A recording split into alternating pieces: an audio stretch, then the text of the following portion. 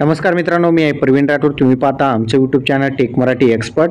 तर मित्रांनो, पीक विमा योजना 2022-23 अंतर्गत एक महत्त्वपूर्ण अपडेट आलेली, ज्या अंतर्गत 26 कोटी 16 लाख एवढी निधी जो आहे वितरित करण्यात आलेले. आणि हा जो निधी आहे राज्याच्या जे पात्र पीक विमा धारक शेतकरी आहेत त्यांच्या खात्यामध्ये लवकरच वितरित होणार आहे. यासंबंधीचा शासनाने म्हणजे जी आर सुद्धा आलेले. जी आरमध्ये काय माहिती आहे आजच्या व्हिडिओमध्ये बघूयात. तर चला व्हिडिओ स्टार्ट करूया आणि बघूया संपूर्ण माहिती. तर मित्रांनो, या ठिकाणी बघितलं तर पुनर्रचित आधारित फळपीक विमा योजना आंबा बहार सन 2022-23 साठी राज्य हिशाची 26 कोटी 16,36,536 एवढी रक्कम जी आहे राज्य सरकारनं आता पीक विमा कंपनीला वितरित केलेली आहे.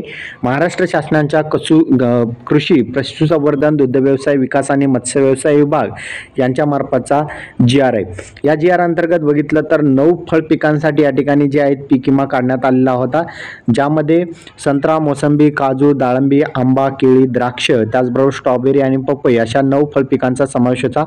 30 जिल्ह्यामध्ये या ठिकाणी ही पीक विमा योजना राबवण्यात आलेली होती. त्यामध्ये HDFC general insurance company, Reliance general insurance company आणि भारतीय कृषी विमा कंपनी अशा 3 पीक विमा कंपन्यांच्या मार्फत जे पीक विमा काढण्यात आलेला होता. राज्य शासनाच्या जे प्रधानमंत्री फसल विमा योजनेचा राज्य हिस्सा होता तो होता 207 कोटी 72,24,613 एवढी रक्कम जी आहे भारतीय कृषी विमा कंपनीला या ठिकाणी राज्य हिस्सा म्हणून राज्य सरकार देण्यात येणार होता. आणि त्यातील यापूर्वी जे 181 कोटी 31,46,344 एवढी रक्कम जी आहे राज्य सरकारने या ठिकाणी भारतीय कृषी विमा कंपनीला वितरित केलेली आहे. आता उर्वरित 26 कोटी 40,78,269 एवढी रक्कम जी आहे आज पीक विमा कंपनीला वितरित करण्यात आलेली आहे. ही जी रक्कम आहे भारतीय कृषी विमा कंपनीला वितरित करण्यात आलेली आहे.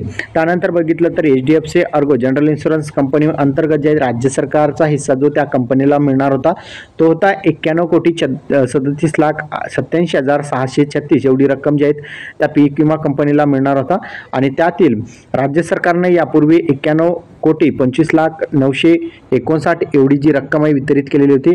आणि आज जी आहे 12,86,667 एवढी रक्कम जी आहे राज्य सरकारने वितरित केलेली आहे. तर अशा प्रकारे बघितलं तर पीक विम्यांचे आता जे पैसे आहेत ते भारतीय कृषी विमा कंपनी असतील, HDFC Ergo general insurance company असतील, अशा 2 पीक विमा कंपन्या जे आहेत फळपीक विमा अंतर्गत ज्यांचे पैसे राहिलेले आहेत अशा सर्व जे पात्र शेतकरी आहेत त्यांच्या बँक खात्यामध्ये ही रक्कम जमा केली जाणार आहे. तुम्हाला काय वाटते, तुमचे पैसे कधीपर्यंत जमा होईल कमेंटमध्ये सांगायचं विसरू नका. चॅनलवर नवीन असाल चॅनलला सबस्क्राईब करून साईडच्या नोटिफिकेशन बेलला प्रेस करा. इथे सामने जय हिंद जय महाराष्ट्र.